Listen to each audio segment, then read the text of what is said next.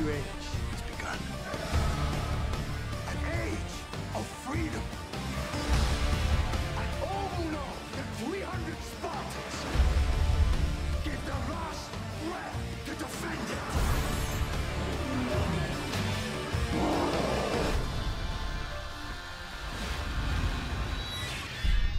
Spartans! Tonight we dine in hell! Alright friends, welcome back again to another episode of Tactical Enlightenment. This YouTube channel is dedicated to showing you huge battles in Bannerlord and then giving you field tactics advice so that you can similarly dominate your own map. We are engaging in another one of our 300 series. If you're wondering why I'm not running with 300 troops, that's because we have a stacked army here. This is from my campaign. I sort of hand-picked a bunch of these units. Some of these units are older and incredibly powerful. A lot of them are level 40 plus. You can see this guy's got 330 skill, and even his son is a badass, right? So they're birthing future murderers, complete with cornrows, right? You wouldn't want to face that guy hand to hand. So stacked army full of family and companion members, a lot of them level 35, 40, even a few 45s. And in this series, we are sort of pretending to be the Spartans, right? The Leonidas and the legendary Spartans fighting against a huge combined force here of Battanians and Sturgeons. Now, I'm running at the hardest difficulty, the Bannerlord setting here, right? Normal player damage. But I wanted in my campaign for things to be even more difficult. So you see ordinary lords like this guy, right? Complete with the bad mustache and a bull haircut. He's got fairly normal statistics. Well, months ago, I loaded a mod that it did about 15 or 20 lords, I can't remember. Basically edited the lords to be fucking superheroes. I wanted them to be able to compete against my elite units. So look at this fucking guy. 490 athletics, 600 bow, you know, 600 horse. You can't even get these stats in a normal vanilla Bannerlord, right? So in order to make the game, I'm a little bit of a sadist, to make the game a little bit harder. I basically wanted some arch nemesis running around in the campaign against us, right? Everybody wants to fight a villain in Bannerlord here. So my equipment, I've got to change out. I've got to add a polearm. The previous episode we had a siege defense. I've got the Jarl's war scythe, which is an old custom scythe. Very fast scythe. Speed to me is the key to most melee weapons. Alright, so this battlefield is perfect. I pre-chose this battlefield. I'm sort of wandering around the map with my 300 guys, looking for battlefields that'll be tactically interesting to make a stand with these 300 guys. Because the reality is very simple. If you're in the open field, like completely open field against, you know, 2,600 troops like this, you're just never going to win. You have to use tactics.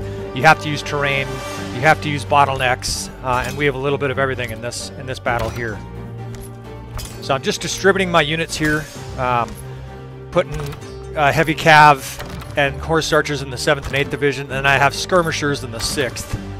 If you're not familiar at this stage with my army composition, there's plenty of videos on my channel that'll explain it, but it's very specialized. The 4th is a crossbow unit, and I do that because I want those guys to be able to form a shield wall and attack in melee when they run out of bolts. The 5th is all archers. In fact, at this stage, I think it's either all Battanian Fiend Champs or mostly Battanian Fiend Champs.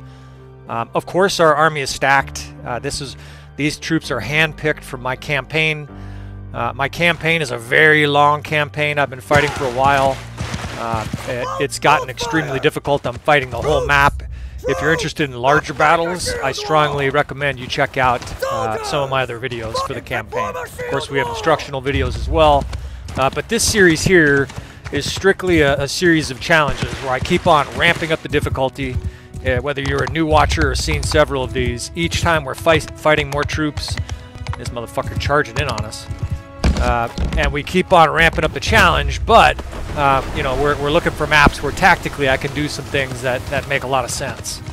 So in this instance here, here's my strategy. The enemy has to come around that bend into this deep water, and as they're moving, I'm hoping I can open fire with my archer units and just absolutely lay waste to them before they can really come to grips with us, right? We're in this deep, I guess you would say thigh deep or hip deep water.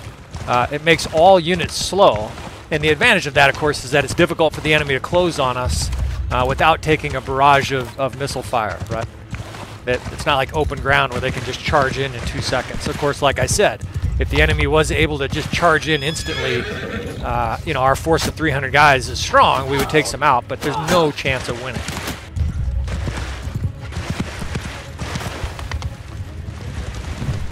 So I've got horse archers following me. Again, they all have their pole arms out because I want everybody on hold fire here.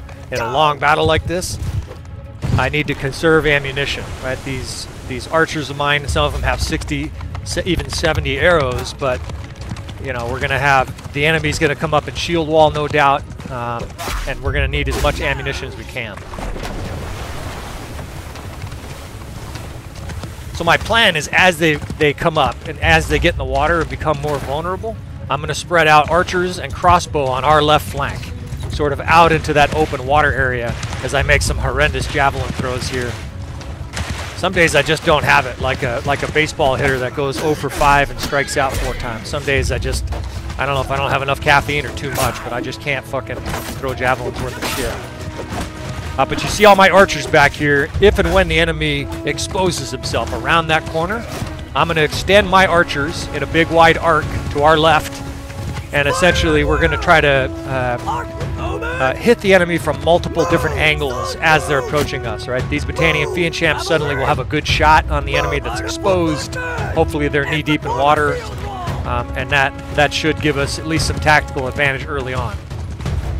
Besides that, my job in the 7th Corps, as well as the 2nd Cav, which is also a division I'll be dragging around, is to deal with these fucking skirmishers. The enemy has, you know, dozens of different types of units. They have nobles, they have horse archers, they have heavy cav, they have javelin cav. It's a pretty diverse army because we're fighting, what is it, it's Sturgia and Battania, right? So they have really good melee, really good infantry units, but also really good archers, Battanian Fianchamps and whatnot. Be collecting some of these javelins here soon. Some of my units are just, it looks like they're throwing them straight against the rock. You see, today I can't hit a guy with a javelin unless I'm like right next to him, so it's going to make things more difficult. But fortunately, my character also has 330 weapon skill. I'm just going to park my horse here and grab some of these spare javelins. He's got 330. He's got like 330 pole arm and like 280 or 290 throwing. So he's really devastating anywhere he fights. He moves fast. He can run people over on a horse. And of course, when my aim isn't total garbage, you know, I can destroy people with javelins. A lot of our companion members have the perk that you get at 250 javelin skills, where you can throw your javelins through an opponent defending with the shield. It's a very powerful skill, very powerful perk. I think a lot of people would argue it's overpowered. You can one-shot a lot, even like noble units like this fucking guy. You just drop them in one shot. And again, it'll go, even if they're holding their shield up, it'll go right through it and just kill them anyways. So some more bad javelin throws here as the enemy sort of skirmishes. At some point I will be getting back on my horse. Because honestly, in water like this, if you're on foot, you have very little mobility. You can't move around, you can't dodge. The enemy gets on you and you're fucking toast. Get off your horse, motherfucker. See them just chucking 28 javelins against the wall here. At least I can pick up their errant shots. So I'll admit, this is the 3rd filming of this episode. So far, for all the challenges, I think it's only taken one shot, one attempt. I haven't had to reload it. I haven't had to fight these battles multiple times to be successful. In this one, shit, I got a shot right in the face.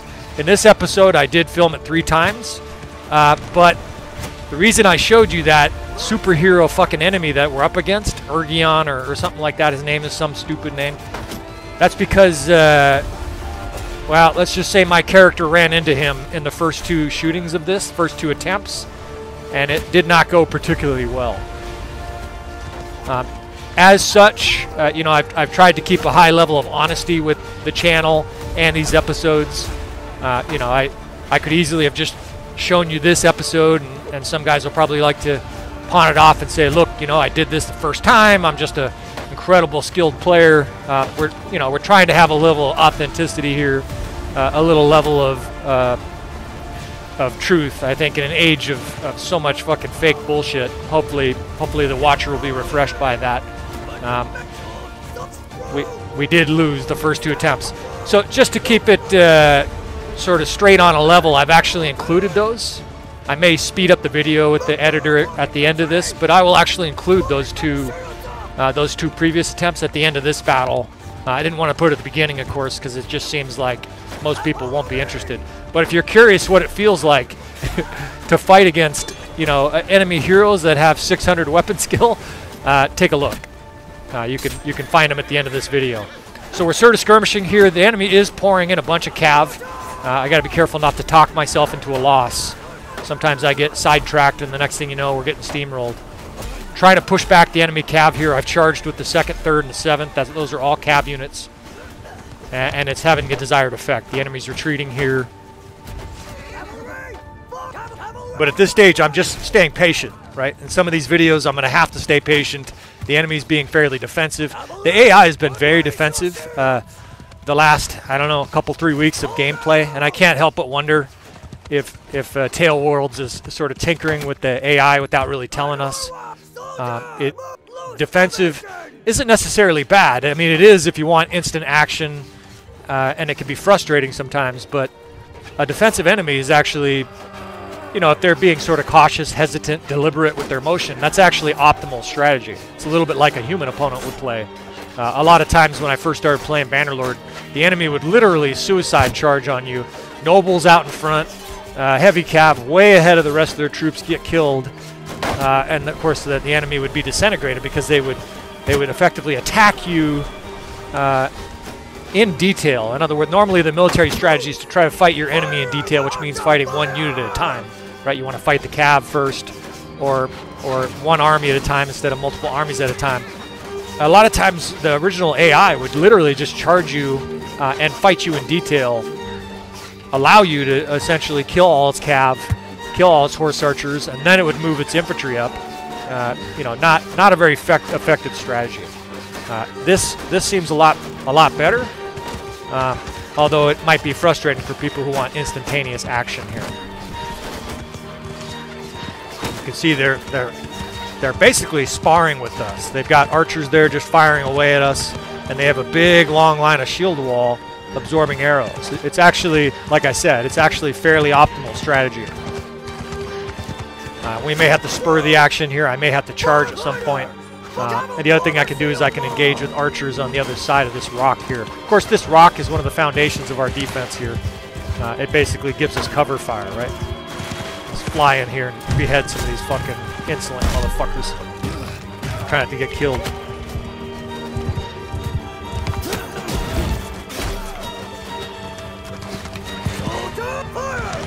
Now their cav is coming in.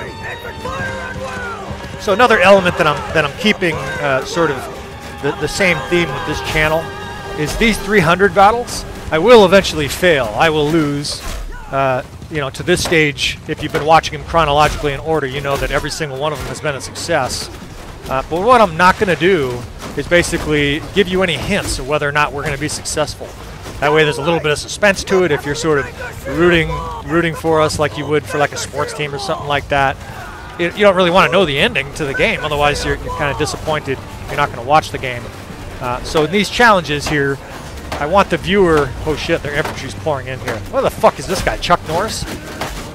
Alright, so we're going to flank these guys real quick. As I flank these guys, I'm moving infantry to both sides so that we can sort of create a pincher action on them. Then we're going to charge. What I want, though, is I want the viewer of these to not know whether or not we're going to be successful. I want some drama, right? There's some fucking good music playing. It's going to be a legendary fucking ass beating sometimes, and other battles are going to be really difficult. I want the viewer to have that suspense. Okay, now we're charging with cav. The enemy's making a concerted attack here. The point is, though, is that you're not going to know watching these 300 challenges, or I might add all of the battles from my campaign, whether or not we're going to win or lose, right? A lot of people, a lot of channels I watch, they never lose. I've seen guys just steamroll people, and you lose some sense of suspense when the enemy always loses. I mean, maybe some people like that. I tend to think, though, that people like a little bit more realism. And so we're going to include losses as well in this 300 series, but I'll probably keep going. Even if we lose, you know, I will probably still keep the channel going. That way you're never sure whether or not we're going to win against a huge challenge like this or lose. I think, you know, I mean, you guys can let me know in the feedback, make comments about it, but I think people will appreciate, first, that it's sort of authentic, right? We're fighting real battles with nasty opponents. In fact, oh shit, I gotta get out of there. Motherfuckers killed my horse. You know, we're fighting authentic battles here against very difficult opponents with, obviously, at this stage, the artificial intelligence is doing a pretty good job, too. And you're never going to be sure whether or not we're going to be able to get successful. So I think we're going to start to press in on the enemy here. We have an advantage in this situation. I don't know if you understand, but this is kind of the idea of the Battle of Thermopylae. The enemy has way more troops than us, but what we have is we have a narrow channel here.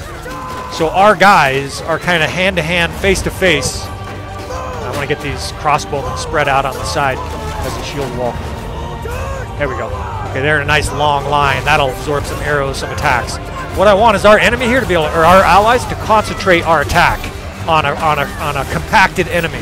That way our superior forces can really come to bear on the enemy here. So we're barreling in. I've got units charging. The only units that are holding back are a couple shield walls and the 5th Corps, which is all archers. And we're going to fucking try to cause some carnage in here. I'm getting shot. I got to be careful. Obviously, if I get dropped, we're fucked. The enemy's kind of flanking us with archers here. I got to be careful in this water. Remember what I said, I don't want to fight in the water if I can avoid it. But you can see the death spam is pretty good. Even though we're outnumbered here, we're making a push. So we're going to charge. We're going to barrel in here on the enemy. We're going to try to maintain momentum. As long as the screen is green in the upper right-hand corner, we charge. It's almost like your green light at a stoplight. You want the enemy wavering. You want them sort of falling back and being overwhelmed. I'm coming in a little kamikaze style here. And we're going to be able to roll up at least this wave. I think we can roll this wave up. You look at the momentum. I mean, there's a death here and there, but we are absolutely mangling the enemy right here. God, these fucking Sturgeon infantry are so tough. I don't know if I'll ever be able to... Oh, I kicked that dude to death. I don't know if I'll ever be able to do a different campaign besides Sturgeon just because they're infantry. I love their infantry so much. All right, so it's mostly green spam. This wave of the enemy is dissolving here. But of course, in a battle against so many, you can see there's more forces coming. Time to coordinate here. Let's get our archers spread out. Our 4th Corps, that's our crossbowmen. We'll get them spread out in a shield wall. I can kind of skirmish over here on the side. We still have a good amount of Britannian Fiend champs, and my 8th Corps is not undamaged, but a lot of the guys are still up on their feet. This fucking Sturgeon infantry, though, god damn, they're tough. It just seems like they block at a higher rate than any of the other. All right, let's get these guys charging. You see my crossbowmen in there. Let's get them charging. It just seems like Sturgeon infantry blocks more than any of the other fucking realms.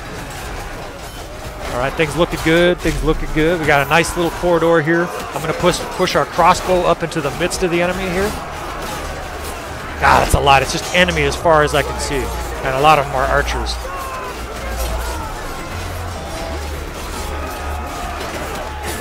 I'm trying to learn to be a little bit more quiet and just let the battle play out, especially like now. This is just, we're in an all-out F1, F3. There's no more tactics at this stage other than kill everything that moves. So with that in mind, I'm just going to withhold commentary. Win or lose.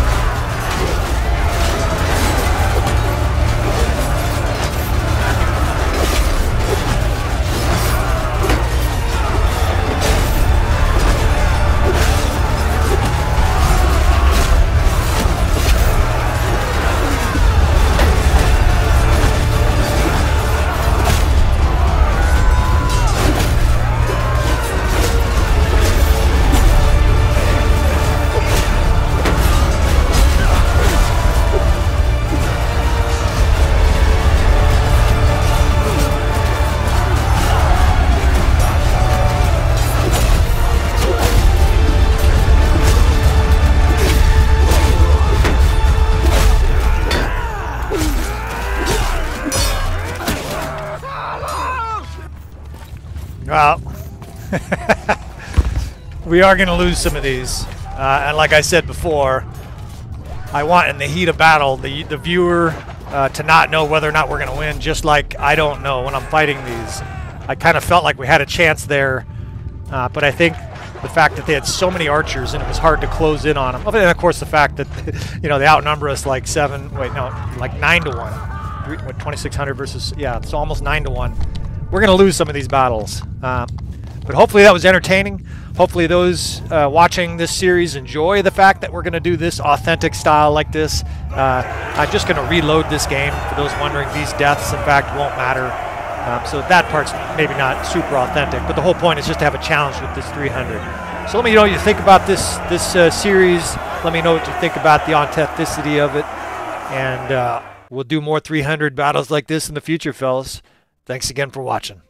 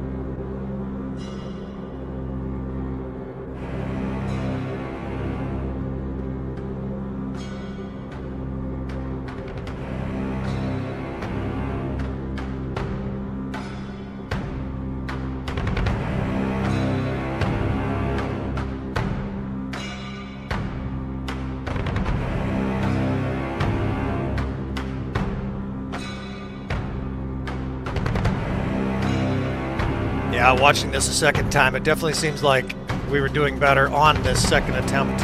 We had already forced them to completely regroup, routed their main infantry line in the first wave, and now we had a strong position, effectively awaiting their next attempt.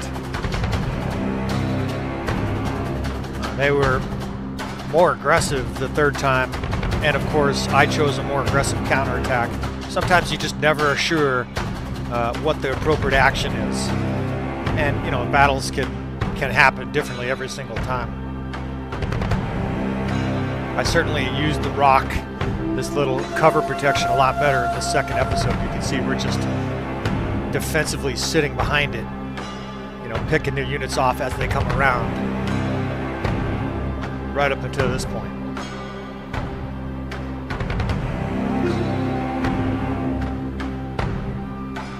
So like I said, I installed this mod a long time ago. I actually installed 3 or 4 different mods that were all intended to make the game more difficult. The game was snowballing at that point in my campaign. I was really running the enemy over. 2 of them are listed in the details below. Those mods are still active.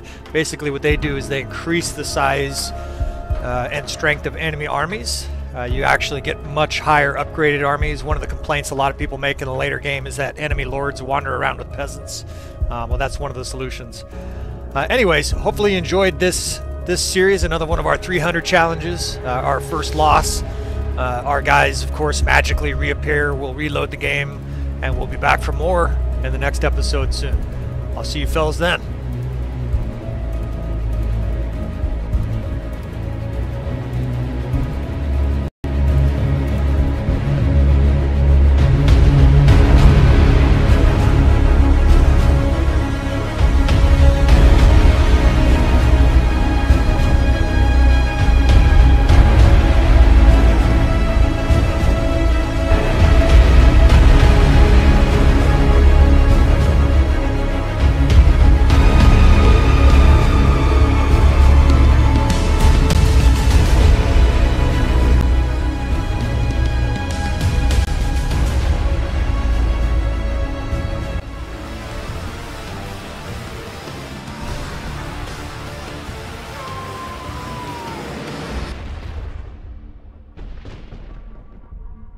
We're in for one wild night.